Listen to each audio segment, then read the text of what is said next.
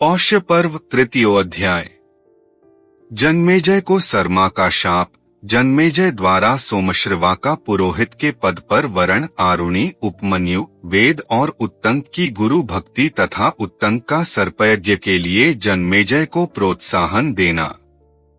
उग्रश्रवाजी कहते हैं, परीक्षित के पुत्र जन्मेजय अपने भाइयों के साथ कुरुक्षेत्र में दीर्घकाल तक चलने वाले यज्ञ का अनुष्ठान करते हैं। उनके 3 भाई थे, श्रुतसेन, उग्रसेन और भीमसेन। वे तीनों उस यज्ञ में बैठे थे। इतने में ही देवताओं की कुतिया सरमा का पुत्र सारमेय वहां आया।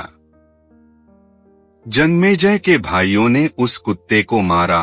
तब वह रोता हुआ अपनी माँ के पास गया।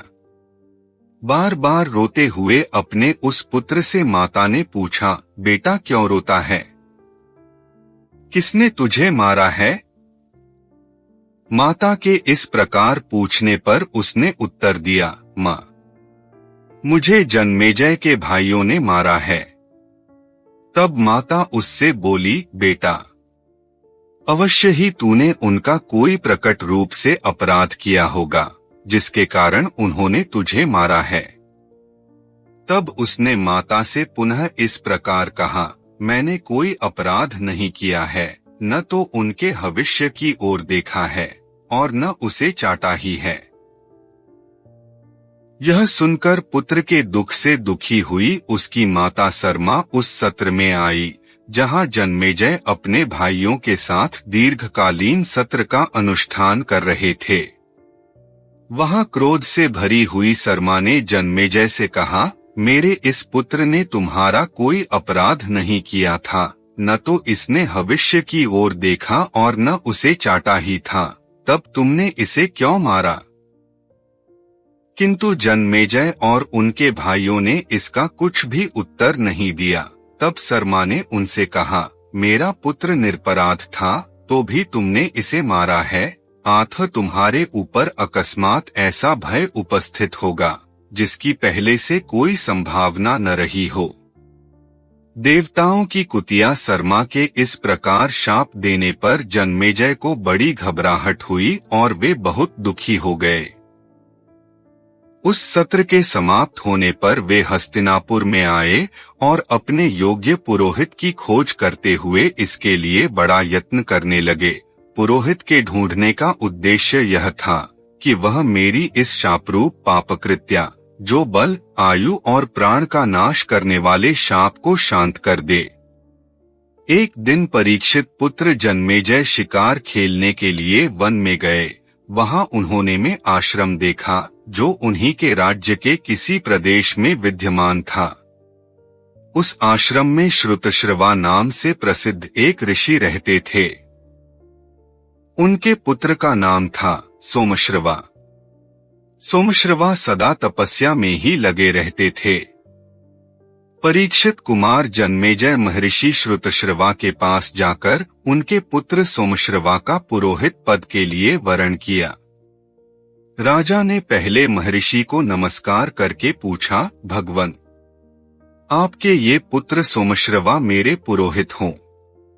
उनके ऐसा कहने पर श्रुतश्रवा ने जन्मेजय को इस प्रकार उत्तर दिया, महाराज जन्मेजय, मेरा यह पुत्र सर्पिणी के गर्भ से पैदा हुआ है। यह बड़ा तपस्वी और स्वाध्यायशील है। मेरे तपोबल से इसका भरण पोषण हुआ है। यह तुम्हारी संपूर्ण पापकृत्याओं, शाप जनित उपद्रवों का निवारण करने में समर्थ है। केवल भगवान शंकर की कृत्या को यह नहीं टाल सकता। किंतु इसका एक गुप्त नियम है। यदि कोई ब्राह्मण इसके पास आकर इससे किसी वस्तु की याचना करेगा, तो यह उसे उसकी अभीष्ट वस्तु अवश्य देगा। यदि तुम उदारता पूर्वक इसके इस व्यवहार को सहन कर सको अथवा इसकी इच्छा पूर्ति का उत्साह दिखा सको, तो इसे ले जाओ। श्रुतश्रवा के ऐसा कहने पर जन्मेजय ने उत्तर दिया, भगवन, सब कुछ उनकी रुचि के अनुसार ही होगा। फिर वे सोमश्रवा पुरोहित को साथ लेकर लौटे और अपने भाइयों से बोले, इन्हें मैंने अपना उपाध्याय पुरोहित बनाया है। ये जो कुछ भी कहें उसे तुम्हें बिना किसी सोच विचार के पालन करना चाहिए। जन्मेजय के ऐसा कहने पर उनके तीनों भाई पुरोहित की प्रत्येक आज्ञा का ठीक ठीक पालन करने लगे। इधर राजा जन्मेजय अपने भाइयों को पूर्वोक्त आदेश देकर स्वयं तक्षशिला जीतने के लिए चले गए और उस प्रदेश को अपने अधिकार में कर लिया। गुरु की आज्ञा का किस प्रकार पालन करना चाहिए, इस विषय में आगे का प्रसंग कहा जाता है।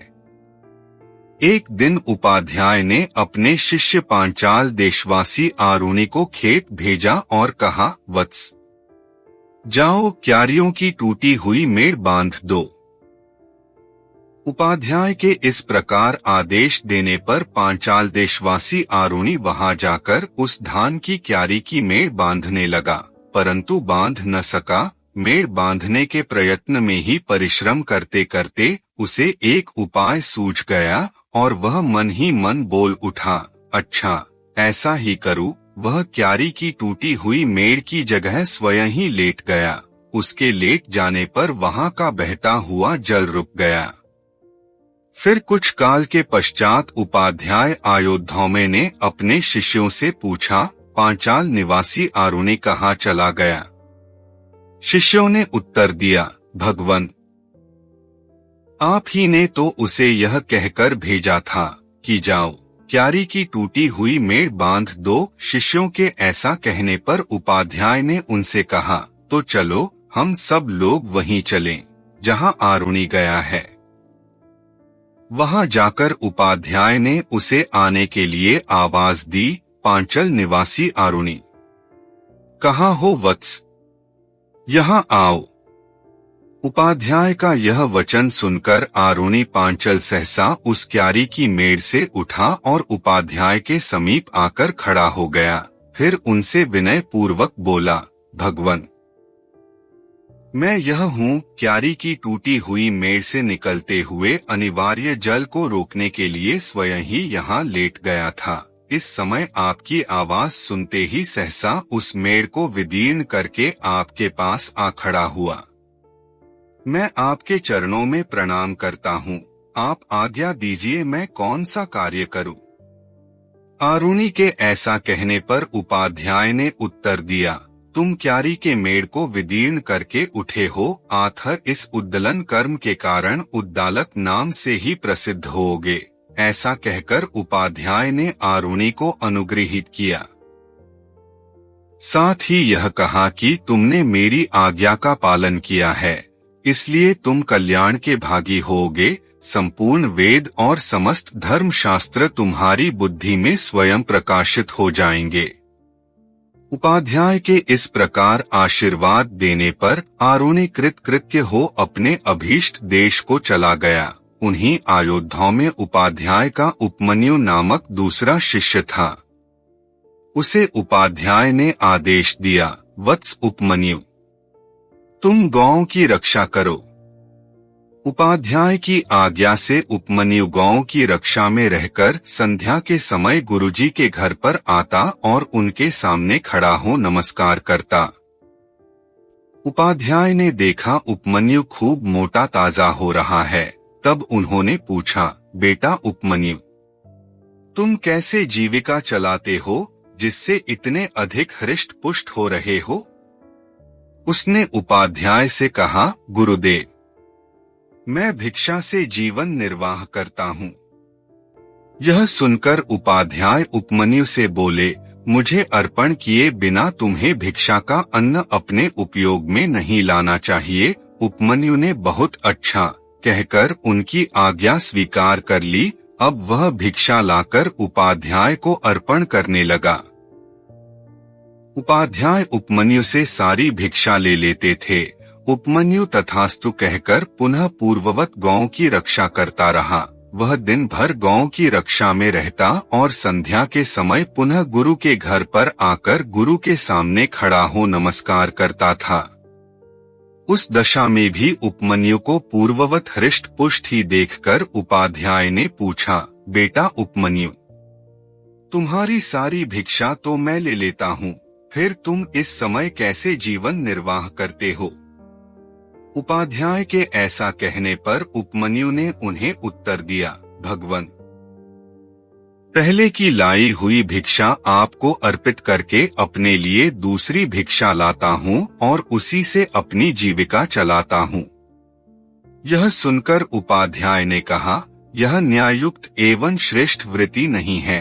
तुम ऐसा करके दूसरे भिक्षा जीवी लोगों की जीविका में बाधा डालते हो, आथ लोभी हो, तुम्हें दोबारा भिक्षा नहीं लानी चाहिए। उसने तथास्तु कहकर गुरु की आज्ञा मान ली और पूर्ववत गौओं की रक्षा करने लगा। एक दिन गायें चराकर वह फिर सायकाल को उपाध्याय के घर आया और उनके सामने खड़े होकर उसने नमस्कार किया। उपाध्याय ने फिर भी मोटा ताजा ही देखकर पूछा, बेटा उपमन्यु, मैं तुम्हारी सारी भिक्षा ले लेता हूँ और अब तुम दोबारा भिक्षा नहीं मांगते, फिर भी बहुत मोटे हो, आजकल कैसे खाना पीना चलाते हो? इस प्रकार पूछने पर उपमन्यु ने उपाध्याय को उत्तर दिया, भगवन, मैं इन गौओं के दूध से जीवन निर्वाह करता हूँ। यह सुनकर उपाध्याय ने उससे कहा, मैंने तुम्हें दूध पीने की आज्ञा नहीं दी है, अतः इन गौओं के दूध का उपयोग करना तुम्हारे लिए अनुचित है। उपमन्यु ने बहुत अच्छा कहकर दूध न पीने की भी प्रतिज्ञा कर ली और पूर्ववत गोपालन करता रहा। एक दिन गोचारण के पश्चात वह पुनः उपाध्याय के घर आया और उनके सामने खड़े होकर उसने नमस्कार किया। उपाध्याय ने अब भी उसे हृष्ट पुष्ट ही देखकर पूछा, बेटा उपमन्यु, तुम भिक्षा का अन्न नहीं खाते, दोबारा भिक्षा भी नहीं मांगते और गौ का दूध भी नहीं पीते, फिर भी बहुत मोटे हो, इस समय कैसे निर्वाह करते हो? इस प्रकार पूछने पर उसने उपाध्याय को उत्तर दिया, भगवन, ये बछड़े अपनी माताओं के स्तनों का दूध पीते समय जो फेन उगल देते हैं, उसी को पी लेता हूँ। यह सुनकर उपाध्याय ने कहा, ये बछड़े उत्तम गुणों से युक्त हैं, अतः तुम पर दया करके बहुत सा फेन उगल देते होंगे, इसलिए तुम फेन पीकर तो इन बछड़ों की जीविका में बाधा उपस्थित करते हो, अतः आज से फेन भी न पिया करो। उपमन्यु ने बहुत अच्छा कहकर उसे न पीने की प्रतिज्ञा कर ली और पूर्ववत गौओं की रक्षा करने लगा। इस प्रकार मना करने पर उपमन्यु न तो भिक्षा का अन्न खाता, न दोबारा भिक्षा लाता, न गौओं का दूध पीता और न बछड़ों के फेन को ही उपयोग में लाता था। अब वह भूखा रहने लगा। एक दिन वन में भूख से पीड़ित होकर उसने आक के पत्ते चबा लिए। आक के पत्ते खारे, तीखे, कड़वे और रूखे होते हैं। उनका परिणाम तीक्ष्ण होता है। पाचन काल में वे पेट के अंदर आग की ज्वाला सी उठा देते हैं। अतः उनको खाने से उपमन्यु की आँखों की ज्योति नष्ट हो गई, वह अंधा हो गया। अंधा होने पर भी वह इधर उधर घूमता रहा, अतः कुएं में गिर पड़ा। तदंतर जब सूर्यदेव अस्ताचल की चोटी पर पहुंच गए, तब भी उपमन्यु गुरु के घर नहीं आया। तो उपाध्याय ने शिष्यों से पूछा, उपमन्यु क्यों नहीं आया? वे बोले, वह तो गाय चराने के लिए वन में गया था। तब उपाध्याय ने कहा, मैंने उपमन्यु की जीविका के सभी मार्ग बंद कर दिए हैं, अतः निश्चय ही वह रूठ गया है, इसलिए इतनी देर हो जाने पर भी वह नहीं आया, अतः हमें चलकर उसे खोजना चाहिए। ऐसा कहकर शिष्यों के साथ वन में जाकर उसे बुलाने के लिए आवाज दी, ओ उपमन्यु, कहाँ हो बेटा? चले आओ। उसने उपाध्याय की बात सुनकर उच्च स्वर से उत्तर दिया, गुरुजी, मैं कुएं में गिर पड़ा हूँ। तब उपाध्याय ने उससे पूछा, वत्स, तुम कुएं में कैसे गिर गए? उसने उपाध्याय को उत्तर दिया, भगवन, मैं आक के पत्ते खाकर अंधा हो गया हूँ, इसलिए कुएं में गिर गया। तब उपाध्याय ने कहा, वत्स, दोनों अश्वनी कुमार देवताओं के वैद्य हैं, तुम इन्हीं की स्तुति करो, वे तुम्हारी आंखें ठीक कर देंगे। उपाध्याय के ऐसा कहने पर उपमन्यु ने अश्वनी कुमार दोनों देवताओं की ऋग्वेद के मंत्रों द्वारा स्तुति प्रारंभ की। हे अश्वनी कुमारों, आप दोनों सृष्टि से पहले विद्यमान थे, आप ही पूर्वज हैं, आप ही चित्रमानु हैं। मैं वाणी और तप के द्वारा आपकी स्तुति करता हूँ, क्योंकि आप अनंत हैं, दिव्य स्वरूप हैं, सुंदर पंख वाले दो पक्षी की भांति सदा साथ रहने वाले हैं, रजोगुण शून्य तथा अभिमान से रहित हैं, संपूर्ण विश्व में आरोग्य का विस्तार करते हैं। सुनहरे पंख वाले दो सुंदर विहंगमों की भांति आप दोनों बंधु बड़े सुंदर हैं, पारलौकिक उन्नति के साधनों से संपन्न हैं। नासत्य तथा दस्त्र ये दोनों निश्चित रूप से विजय प्राप्त करने वाले हैं। आप ही विवस्वान सूर्यदेव के सुपुत्र हैं। आथ स्वयं ही सूर्य रूप में स्थित हो दिन तथा रात्रि रूप काले तंतुओं से संवत्सर रूप वस्त्र बुनते रहते हैं और उस वस्त्र द्वारा वेग पूर्वक देवयान और पितृयान नामक सुंदर मार्गों को प्राप्त कराते हैं। परमात्मा की काल शक्ति ने जीवरूपी पक्षी को अपना ग्रास बना रखा है। आप दोनों अश्वनी कुमार नामक जीवन मुक्त महापुरुषों ने ज्ञान देकर कैवल्य रूप महान सौभाग्य की प्राप्ति के लिए उस जीव को काल के बंधन से मुक्त किया है। माया के सहवासी अत्यंत अज्ञानी जीव जब तक राग आदि विषयों से आक्रांत हो अपनी इंद्रियों के समक्ष नतमस्तक रहते हैं, तब तक वे अपने आप को शरीर से आबद्ध ही मानते हैं। दिन एवं रात ये मनोवांछित फल देने वाली 360 दुधारू गौएं हैं। वे सब एक ही संवत्सर रूपी बछड़े को जन्म देती और उसको पुष्ट करती हैं। वह बछड़ा सबका उत्पादक और संहारक है। जिज्ञासु पुरुष उक्त बछड़े को निमित्त बनाकर उन गौओं से विभिन्न फल देने वाली शास्त्र विहित क्रियाएं दुहते रहते हैं। उन सब क्रियाओं का एक तत्वज्ञान की इच्छा ही दोहनीय फल है। पूर्वोक्त गौओं को आप दोनों अश्वनी कुमार ही दुहते हैं। हे अश्वनी कुमारों, इस कालचक्र की एकमात्र संवत्सर ही नाभि है, जिस पर रात और दिन मिलाकर 720 अरे टिके हुए हैं।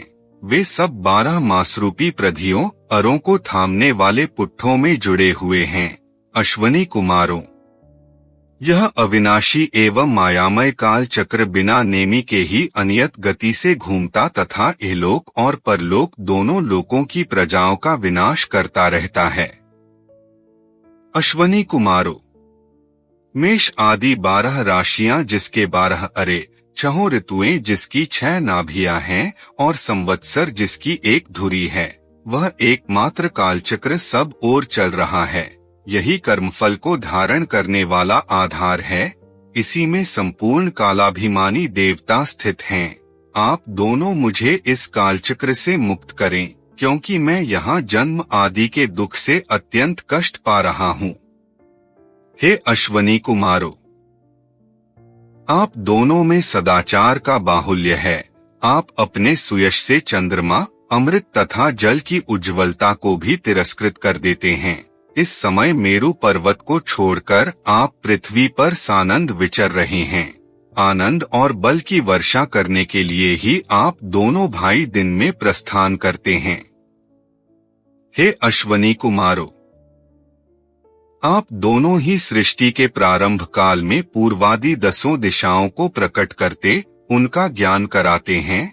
उन दिशाओं के मस्तक अर्थात अंतरिक्ष लोक में रथ से यात्रा करने वाले तथा सबको समान रूप से प्रकाश देने वाले सूर्य देव का और आकाश आदि 5 भूतों का भी आप ही ज्ञान कराते हैं। उन दिशाओं में सूर्य का जाना देखकर ऋषि लोग भी उनका अनुसरण करते हैं तथा देवता और मनुष्य अपने अधिकार के अनुसार स्वर्ग या मृत्यलोक की भूमिका का उपयोग करते हैं।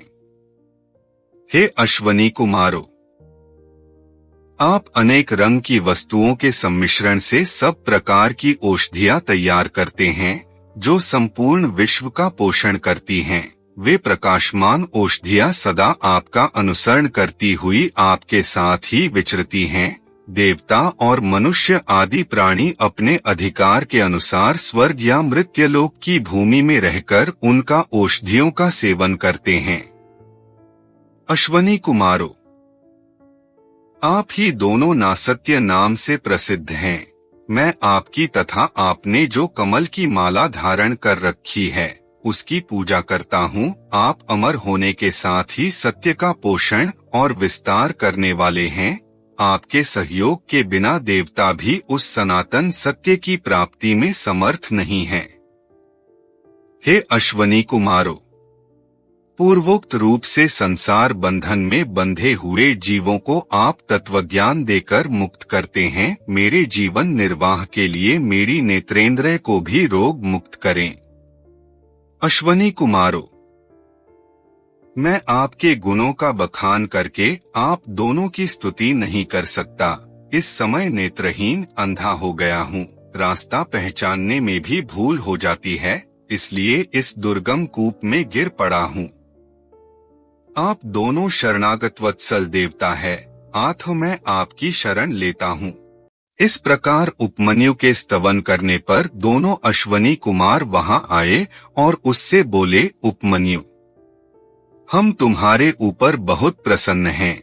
यह तुम्हारे खाने के लिए पुआ है, इसे खा लो। उनके ऐसा कहने पर उपमन्यु बोला, भगवन, आपने ठीक कहा है, तथापि मैं गुरुजी को निवेदन किए बिना इस पुए को अपने उपयोग में नहीं ला सकता। तब दोनों अश्वनी कुमार बोले, वत्स, पहले तुम्हारे उपाध्याय ने भी हमारी इसी प्रकार स्तुति की थी। उस समय हमने उन्हें जो पुआ दिया था उसे उन्होंने अपने गुरुजी को निवेदन किए बिना ही काम में ले लिया था। तुम्हारे उपाध्याय ने जैसा किया है वैसा ही तुम भी करो। उनके ऐसा कहने पर उपमन्यु ने उत्तर दिया, इसके लिए तो आप दोनों अश्वनी कुमारों की मैं बड़ी अनुनय विनय करता हूँ। गुरुजी के निवेदन किए बिना मैं इस पुए को नहीं खा सकता। तब अश्वनी कुमार उससे बोले, तुम्हारी इस गुरु भक्ति से हम बड़े प्रसन्न हैं। तुम्हारे उपाध्याय के दांत काले लोहे के समान हैं, तुम्हारे दांत सुवर्णमय हो जाएंगे, तुम्हारी आंखें भी ठीक हो जाएंगी और तुम कल्याण के भागी भी होगे। अश्वनी कुमारों के ऐसा कहने पर उपमन्यु को आंखें मिल गईं और उसने उपाध्याय के समीप आकर उन्हें प्रणाम किया तथा सब बातें गुरुजी से कह सुनाई। उपाध्याय उसके ऊपर बड़े प्रसन्न हुए और उससे बोले, जैसा अश्वनी कुमारों ने कहा है उसी प्रकार तुम कल्याण के भागी होगे। तुम्हारी बुद्धि में संपूर्ण वेद और सभी धर्मशास्त्र स्वतः स्फुरित हो जाएंगे। इस प्रकार यह उपमन्यु की परीक्षा बताई गई। उन्हीं आयोधौमय के तीसरे शिष्य थे वेद। उन्हें उपाध्याय ने आज्ञा दी, वत्स वेद, तुम कुछ काल तक यहाँ मेरे घर में निवास करो, सदा शुश्रूषा में लगे रहना, इससे तुम्हारा कल्याण होगा। वेद बहुत अच्छा कहकर गुरु के घर में रहने लगे।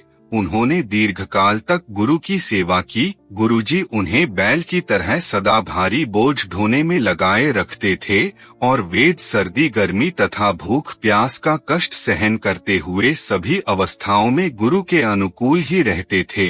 इस प्रकार जब बहुत समय बीत गया तब गुरुजी उन पर पूर्णतः संतुष्ट हुए।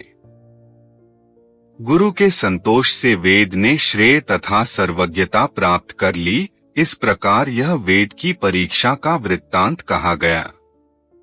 तदंतर उपाध्याय की आज्ञा होने पर वेद समावर्तन संस्कार के पश्चात स्नातक होकर गुरु गृह से लौटे।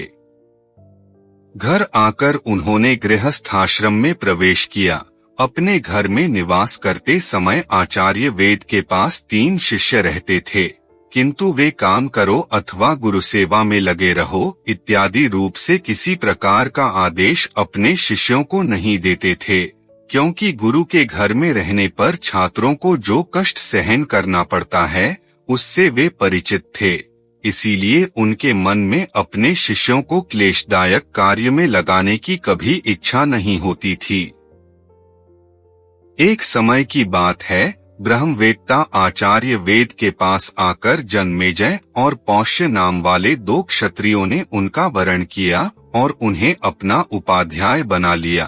तदंतर एक दिन उपाध्याय वेद ने यजमान के कार्य से बाहर जाने के लिए उद्यत हो उत्तंक नाम वाले शिष्य को अग्निहोत्र आदि के कार्य में नियुक्त किया और कहा, वत्स उत्तंक, मेरे घर में मेरे बिना जिस किसी वस्तु की कमी हो जाए उसकी पूर्ति तुम कर देना, ऐसी मेरी इच्छा है। उत्तंक को ऐसा आदेश देकर आचार्य वेद बाहर चले गए। उत्तंक गुरु की आज्ञा का पालन करते हुए सेवापरायण हो गुरु के घर में रहने लगे। वहां रहते समय उन्हें उपाध्याय के आश्रम में रहने वाली सब स्त्रियों ने मिलकर बुलाया और कहा, तुम्हारी गुरुपत्नी रजस्वला हुई हैं और उपाध्याय प्रदेश गए हैं। उनका यह ऋतुकाल जिस प्रकार निष्फल न हो वैसा करो, इसके लिए गुरुपत्नी बड़ी चिंता में पड़ी हैं। यह सुनकर उत्तंक ने उत्तर दिया, मैं स्त्रियों के कहने से यह न करने योग्य निंद कर्म नहीं कर सकता। उपाध्याय ने मुझे ऐसी आज्ञा नहीं दी है कि तुम न करने योग्य कार्य भी कर डालना। इसके बाद कुछ काल बीतने पर उपाध्याय वेद प्रदेश से अपने घर लौट आए। आने पर उत्तंक का सारा वृत्तांत मालूम हुआ। इससे वे बड़े प्रसन्न हुए और बोले, बेटा उत्तंक, तुम्हारा कौन सा प्रिय कार्य करूं? तुमने धर्मपूर्वक मेरी सेवा की है, इससे हम दोनों की एक दूसरे के प्रति प्रीति बहुत बढ़ गई है। अब मैं तुम्हें घर लौटने की आज्ञा देता हूँ, जाओ, तुम्हारी सभी कामनाएं पूर्ण होंगी। गुरु के ऐसा कहने पर उत्तंक बोले, भगवन, मैं आपका कौन सा प्रिय कार्य करूं? वृद्ध पुरुष कहते भी हैं, जो अधर्म पूर्वक अध्यापन या उपदेश करता है अथवा जो अधर्म पूर्वक प्रश्न या अध्ययन करता है, उन दोनों में से एक गुरु अथवा शिष्य मृत्यु एवं विद्वेष को प्राप्त होता है। अतः आपकी आज्ञा मिलने पर मैं अभीष्ट गुरु दक्षिणा भेंट करना चाहता हूँ। उत्तंक के ऐसा कहने पर उपाध्याय बोले, बेटा उत्तंक, तब कुछ दिन और यहीं ठहरो। तदंतर किसी दिन उत्तंक ने फिर उपाध्याय से कहा, भगवन, आज्ञा दीजिए, मैं आपको कौन सी प्रिय वस्तु गुरु दक्षिणा के रूप में भेंट करूं? यह सुनकर उपाध्याय ने उनसे कहा, वत्स उत्तंक, तुम बार बार मुझसे कहते हो कि मैं क्या गुरु दक्षिणा भेंट करूं। अतः जाओ, घर के भीतर प्रवेश करके अपनी गुरुपत्नी से पूछ लो कि मैं क्या गुरु दक्षिणा भेंट करूं। वे जो बतावे वही वस्तु उन्हें भेंट करो।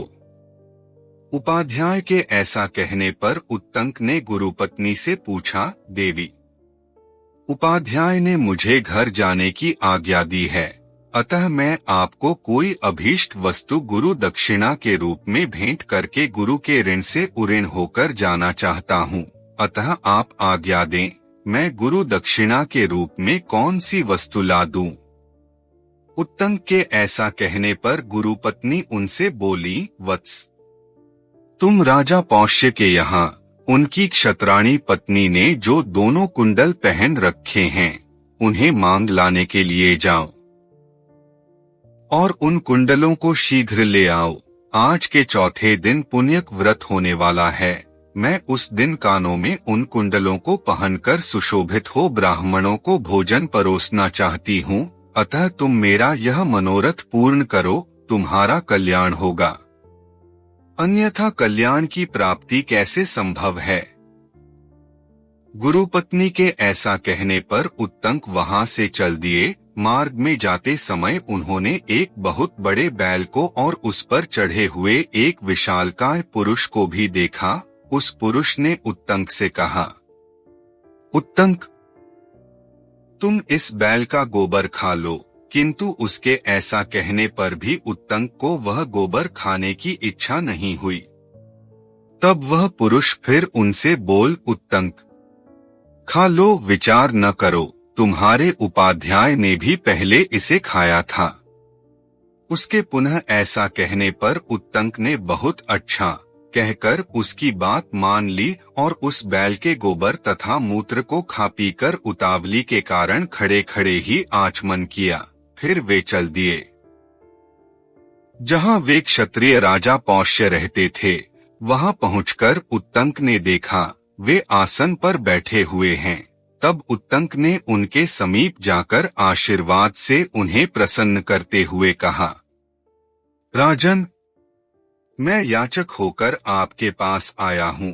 राजा ने उन्हें प्रणाम करके कहा, भगवन, मैं आपका सेवक पौष्य हूँ, कहिए किस आज्ञा का पालन करूँ? उत्तंक ने पौष्य से कहा, राजन, मैं गुरु दक्षिणा के निमित्त 2 कुंडलों के लिए आपके यहाँ आया हूँ। आपकी क्षत्राणी ने जिन्हें पहन रखा है, उन्हीं दोनों कुंडलों को आप मुझे दे दें, यह आपके योग्य कार्य है। यह सुनकर पौष्य ने उत्तंक से कहा, ब्राह्मण, आप अंतपुर में जाकर क्षत्राणी से वे कुंडल मांग लें। राजा के ऐसा कहने पर उत्तंक ने अंतःपुर में प्रवेश किया, किंतु वहां उन्हें क्षत्राणी नहीं दिखाई दी। तब वे पुनः राजा पौष्य के पास आकर बोले, राजन, आप मुझे संतुष्ट करने ले लिए झूठी बात कहकर मेरे साथ छल करें, यह आपको शोभा नहीं देता है। आपके अंतःपुर में क्षत्राणी नहीं है, क्योंकि वहां वे मुझे नहीं दिखाई देती हैं। उत्तंक के ऐसा कहने पर पौष्य ने एक क्षण तक विचार करके उन्हें उत्तर दिया, निश्चय ही आप झूठे मुंह हैं। स्मरण तो कीजिए, क्योंकि मेरी क्षत्राणी पतिव्रता होने के कारण उच्छिष्ट अपवित्र मनुष्य के द्वारा नहीं देखी जा सकती हैं। आप उच्छिष्ट होने के कारण अपवित्र हैं, इसलिए वे आपकी दृष्टि में नहीं आ रही हैं। उनके ऐसा कहने पर उत्तंक ने स्मरण करके कहा, हाँ, अवश्य ही मुझ में अशुद्धि रह गई है। यहाँ की यात्रा करते समय मैंने खड़े होकर चलते चलते आचमन किया है।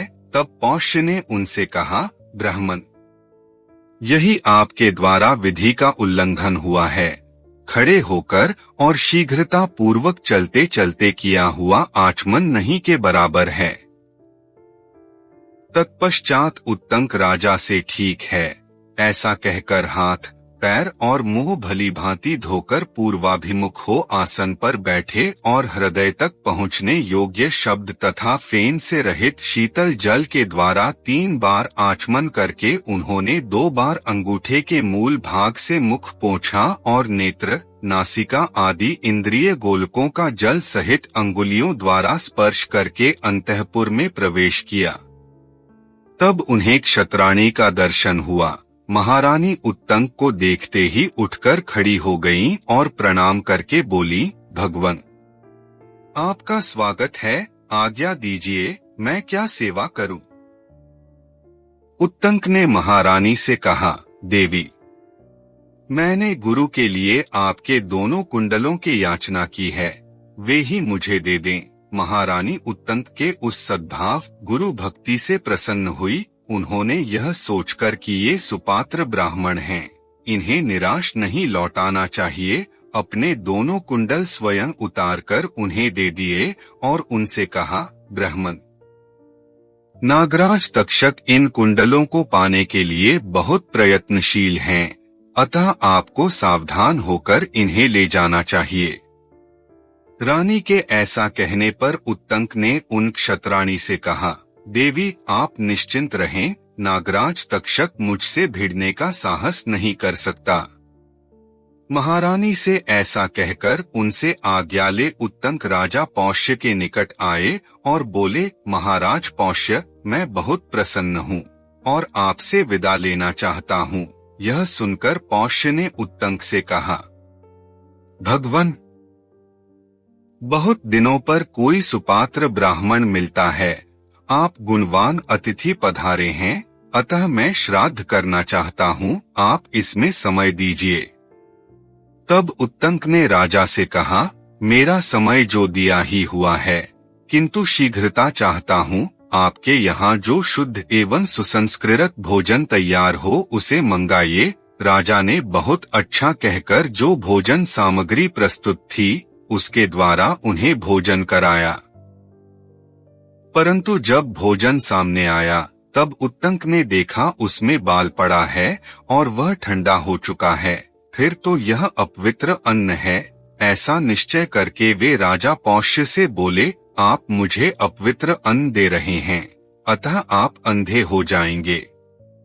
तब पौष्य ने भी उन्हें शाप के बदले शाप देते हुए कहा, आप शुद्ध अन्न को भी दूषित बता रहे हैं, अतः आप भी संतानहीन हो जाएंगे।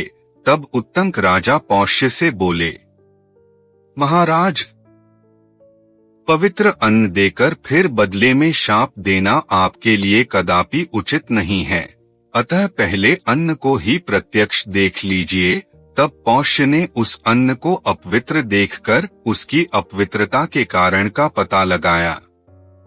वह भोजन खुले केश वाली स्त्री ने तैयार किया था, अतः उसमें केश पड़ गया था। देर का बना होने से वह ठंडा भी हो गया था, इसलिए वह अपवित्र है।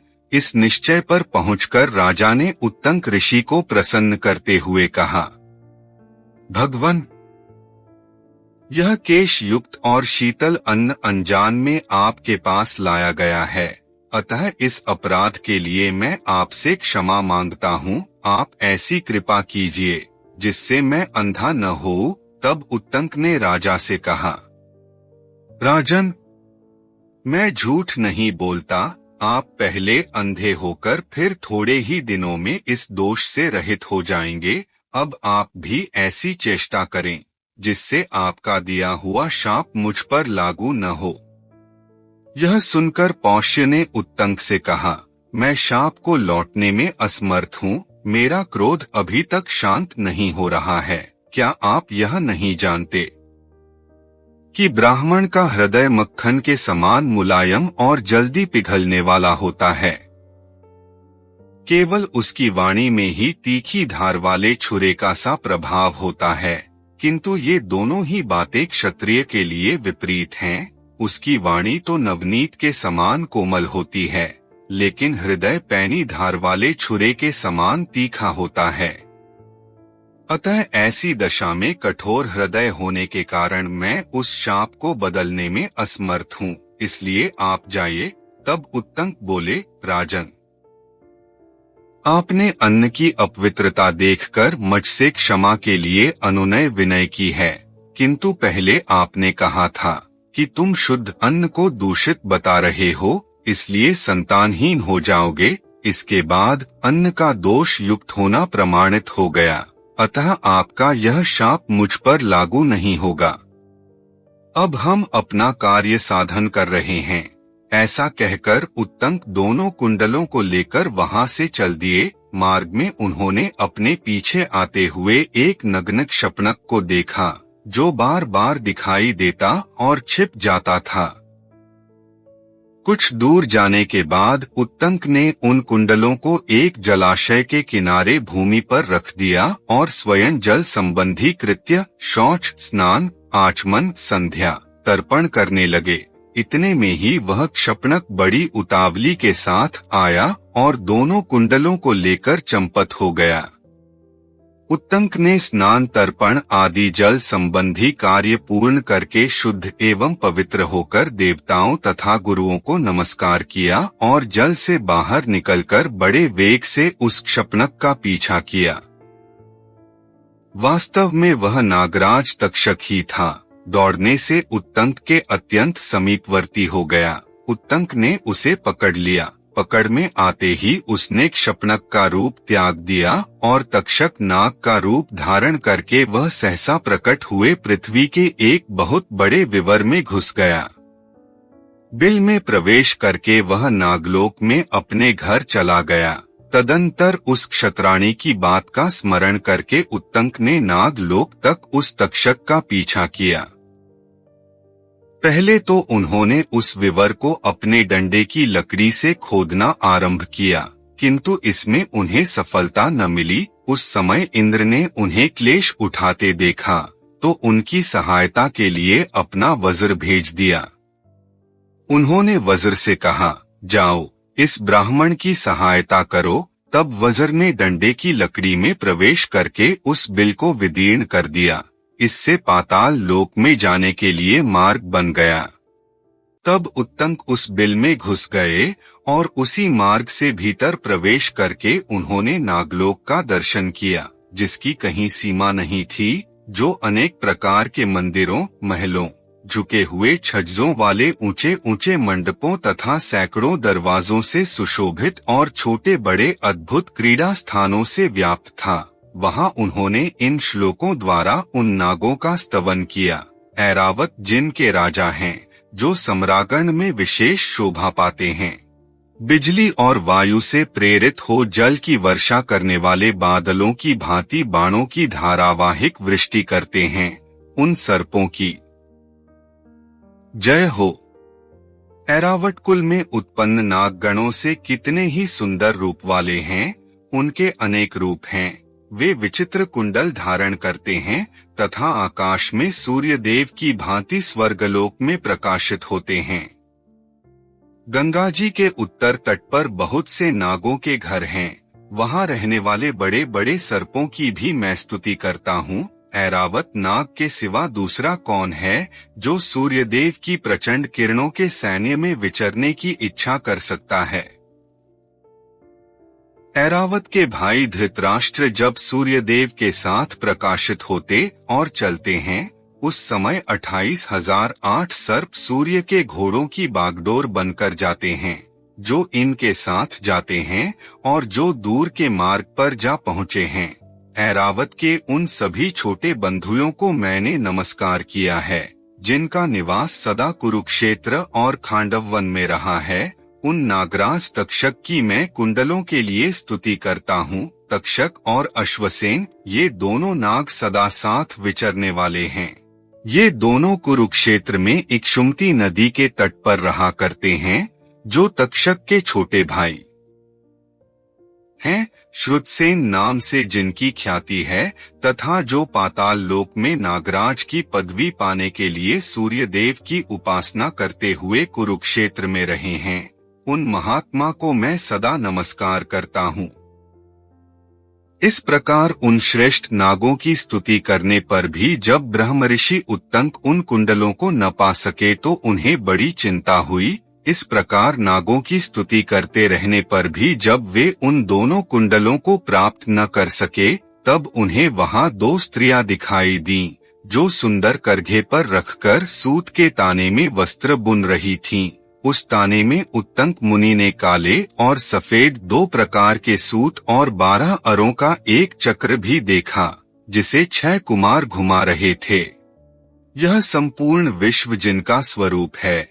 ऐसी 2 युवतियां सदा काले और सफेद तंतुओं को इधर उधर चलाती इस वासना जल रूपी वस्त्र को बुन रही हैं, तथा वे ही संपूर्ण भूतों और समस्त भुवनों का निरंतर संचालन करती हैं। जो महात्मा वज्र धारण करके तीनों लोकों की रक्षा करते हैं, जिन्होंने वृत्रासुर का वध तथा नमुची दानव का संहार किया, जो काले रंग के 2 वस्त्र पहनते और लोक में सत्य एवं असत्य का विवेक करते हैं, जल से प्रकट हुए प्राचीन वैश्वानर रूप अश्व को वाहन बनाकर उस पर चढ़ते हैं, तथा जो तीनों लोकों के शासक हैं, उन जगदीश्वर पुरंदर को मेरा नमस्कार है। तब वह पुरुष उत्तंक से बोला, ब्राह्मण, मैं तुम्हारे इस स्तोत्र से बहुत प्रसन्न हूँ। कहो, तुम्हारा कौन सा प्रिय कार्य करूं? यह सुनकर उत्तंक ने कहा, सब नाग मेरे अधीन हो जाए। उनके ऐसा कहने पर वह पुरुष पुनः उत्तंक से बोला, इस घोड़े की गुदा में फूंक मारो। यह सुनकर उत्तंक ने घोड़े की गुदा में फूंक मारी। फूंकने से घोड़े के शरीर के समस्त छिद्रों से धुएं सहित आग की लपटें निकलने लगीं। उस समय सारा नागलोक धुएं से भर गया। फिर तक्षक घबरा गया और आग की ज्वाला के भय से दुखी हो दोनों कुंडल लिए सहसा घर से निकल आया और उत्तंक से बोला, ब्राह्मण, आप ये दोनों कुंडल ग्रहण कीजिए। उत्तंक ने उन कुंडलों को ले लिया। कुंडल लेकर वे सोचने लगे, अहो, आज ही गुरु पत्नी की वह पुण्यव्रत है और मैं बहुत दूर चला आया हूँ। ऐसी दशा में किस प्रकार इन कुंडलों द्वारा उनका सत्कार कर सकूंगा। तब इस प्रकार चिंता में पड़े हुए उत्तंक से उस पुरुष ने कहा, उत्तंक, इसी घोड़े पर चढ़ जाओ, यह तुम्हें क्षण भर में उपाध्याय के घर पहुंचा देगा। बहुत अच्छा कहकर उत्तंक उस घोड़े पर चढ़े और तुरंत उपाध्याय के घर आ पहुंचे। इधर गुरुपत्नी स्नान करके बैठी हुई अपने केश संवार रही थी। उत्तंक अब तक नहीं आया, यह सोचकर उन्होंने शिष्य को शाप देने का विचार कर लिया। इसी बीच में उत्तंक ने उपाध्याय के घर में प्रवेश करके गुरुपत्नी को प्रणाम किया और उन्हें वे दोनों कुंडल दे दिए। तब गुरुपत्नी ने उत्तंक से कहा, उत्तंक, तू ठीक समय पर उचित स्थान में आ पहुंचा। वत्स, तेरा स्वागत है। अच्छा हुआ जो बिना अपराध के ही तुझे शाप नहीं दिया। तेरा कल्याण उपस्थित है, तुझे सिद्धि प्राप्त हो। तदंतर उत्तंक ने उपाध्याय के चरणों में प्रणाम किया। उपाध्याय ने उससे कहा, वत्स उत्तंक, तुम्हारा स्वागत है, लौटने में देर क्यों लगाई। तब उत्तंक ने उपाध्याय को उत्तर दिया, भगवन, नागराज तक्षक ने इस कार्य में विघ्न डाल दिया था, इसलिए मैं नागलोक में चला गया था। वहीं मैंने दो स्त्रियां देखीं, जो करघे पर सूत रखकर कपड़ा बुन रही थीं। उस करघे में काले और सफेद रंग के सूत लगे थे। वह सब क्या था। वहीं मैंने एक चक्र भी देखा, जिसमें 12 अरे थे। 6 कुमार उस चक्र को घुमा रहे थे। वह भी क्या था। वहां एक पुरुष भी मेरे देखने में आया था। वह कौन था। तथा एक बहुत बड़ा अश्व भी दिखाई दिया था। वह कौन था। इधर से जाते समय मार्ग में मैंने एक बैल देखा, उस पर एक पुरुष सवार था। उस पुरुष ने मुझसे आग्रह पूर्वक कहा, उत्तंक, इस बैल का गोबर खा लो, तुम्हारे उपाध्याय ने भी पहले इसे खाया है। तब उस पुरुष के कहने से मैंने उस बैल का गोबर खा लिया।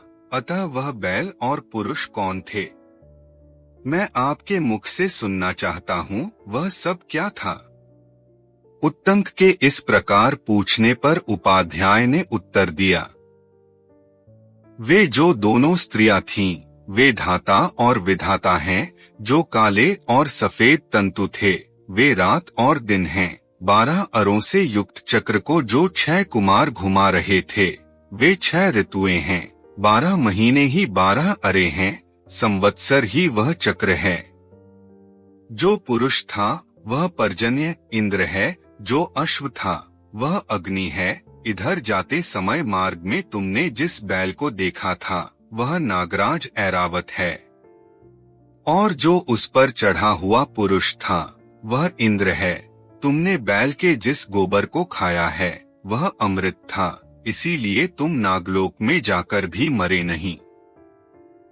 वे भगवान इंद्र मेरे सखा हैं। तुम पर कृपा करके ही उन्होंने यह अनुग्रह किया है। यही कारण है कि तुम दोनों कुंडल लेकर फिर यहाँ लौट आए हो। अतः सौम्य, अब तुम जाओ, मैं तुम्हें जाने की आज्ञा देता हूँ। तुम कल्याण के भागी होगे। उपाध्याय की आज्ञा पाकर उत्तंक तक्षक के प्रति कुपित हो उसे बदला लेने की इच्छा से हस्तिनापुर की ओर चल दिए। हस्तिनापुर में शीघ्र पहुंचकर विप्रवर उत्तंक राजा जन्मेजय से मिले। जन्मेजय पहले तक्षशिला गए थे। वे वहां जाकर पूर्ण विजय पा चुके थे। उत्तंक ने मंत्रियों से घिरे हुए उत्तम विजय से संपन्न राजा जन्मेजय को देखकर उन्हें न्याय पूर्वक जय संबंधी आशीर्वाद दिया। तत्पश्चात उचित समय पर उपयुक्त शब्दों से विभूषित वाणी द्वारा उनसे इस प्रकार कहा। तत्पश्चात उचित समय पर उपयुक्त शब्दों से विभूषित वाणी द्वारा उनसे इस प्रकार कहा। उत्तंक बोले, नृपश्रेष्ठ, जहाँ तुम्हारे लिए करने योग्य दूसरा कार्य उपस्थित हो, वहाँ अज्ञानवश तुम कोई और ही कार्य कर रहे हो। उग्रश्रवाजी कहते हैं, विप्रवर उत्तंक के ऐसा कहने पर राजा जन्मेजय उन द्विजश्रेष्ठ का विधिपूर्वक पूजन किया और इस प्रकार कहा। जन्मेजय बोले, ब्राह्मण, मैं इन प्रजाओं की रक्षा द्वारा अपने क्षत्रिय धर्म का पालन करता हूँ। बताइए, आज मेरे करने योग्य कौन सा कार्य उपस्थित है जिसके कारण आप यहाँ पधारे हैं। उग्रश्रवा जी कहते हैं, राजाओं में श्रेष्ठ जन्मेजय के इस प्रकार कहने पर पुण्यात्माओं में अग्रगण्य विप्रवर उत्तंक ने उन उदार हृदय वाले नरेश से कहा, महाराज, वह कार्य मेरा नहीं आपका ही है, आप उसे अवश्य कीजिए। इतना कहकर उत्तंक फिर बोले, भूपाल शिरोमणि नागराज तक्षक ने आपके पिता की हत्या की है, अतः आप उस दुरात्मा सर्प से उसका बदला लीजिए। मैं समझता हूँ शत्रुनाशन कार्य की सिद्धि के लिए जो सर्प यज्ञ रूप कर्म शास्त्र में देखा गया है, उसके अनुष्ठान का यह उचित अवसर प्राप्त हुआ है। उसके अनुष्ठान का यह उचित अवसर प्राप्त हुआ है। अतः राजन, अपने महात्मा पिता की मृत्यु का बदला आप अवश्य लें। यद्यपि आपके पिता महाराज परीक्षित ने कोई अपराध नहीं किया था, तो भी उस दुष्टात्मा सर्प ने उन्हें डंस लिया और वे वज्र के मारे हुए वृक्ष की भांति तुरंत ही गिरकर काल के गाल में चले गए। सर्पों में अधम तक्षक अपने बल के घमंड से उन्मत्त रहता है। उस पापी ने यह बड़ा भारी अनुचित कर्म किया तो आपके पिता को डंस लिया। वे महाराज परीक्षित राजऋषियों के वंश की रक्षा करने वाले और देवताओं के समान तेजस्वी थे। काश्यप नामक एक ब्राह्मण आपके पिता की रक्षा करने के लिए उनके पास आना चाहते थे, किंतु उस पापाचारी ने उन्हें लौटा दिया। अतः महाराज, आप सर्प यज्ञ का अनुष्ठान करके उसकी प्रवतलित अग्नि में उस पापी को होम दीजिए और जल्दी से जल्दी यह कार्य कर डालिए। ऐसा करके आप अपने पिता की मृत्यु का बदला चुका सकेंगे एवं मेरा भी अत्यंत प्रिय कार्य संपन्न हो जाएगा। समूची पृथ्वी का पालन करने वाले नरेश, तक्षक बड़ा दुरात्मा है, पाप रहित महाराज। मैं गुरुजी के लिए एक कार्य करने जा रहा था, जिसमें उस दुष्ट ने बहुत बड़ा विघ्न डाल दिया था। उग्रश्रवा जी कहते हैं, महर्षियों, यह समाचार सुनकर राजा जन्मेजय कुपित हो उठे। उत्तंक के वाक्य ने उनकी क्रोधाग्नि में घी का काम किया। जैसे घी की आहुति पड़ने से अग्नि प्रज्वलित हो उठती है, उसी प्रकार वे क्रोध से अत्यंत कुपित हो गए। उस समय राजा जन्मेजय ने अत्यंत दुखी होकर उत्तंक के निकट ही मंत्रियों से पिता के स्वर्गगमन का समाचार पूछा। उत्तंक के मुख से जिस समय उन्होंने पिता के मरने की बात सुनी, उसी समय वे महाराज दुख और शोक में डूब गए। इस प्रकार श्री महाभारत आदि पर्व के अंतर्गत पौष्य पर्व में तीसरा अध्याय पूरा हुआ। आपसे एक निवेदन है, आप अपने मित्रों, बच्चों को महाभारत जैसा भव्य, दिव्य, विशाल, अद्वितीय ग्रंथ पढ़ने के लिए प्रेरित करें, जिससे उनको जीवन में एक नई दिशा प्राप्त हो। अगर हमारा वीडियो आपको अच्छा लगा तो लाइक करें, शेयर करें और चैनल को सब्सक्राइब करें, जिससे महाभारत के नए एपिसोड का नोटिफिकेशन मिलता रहे। धन्यवाद।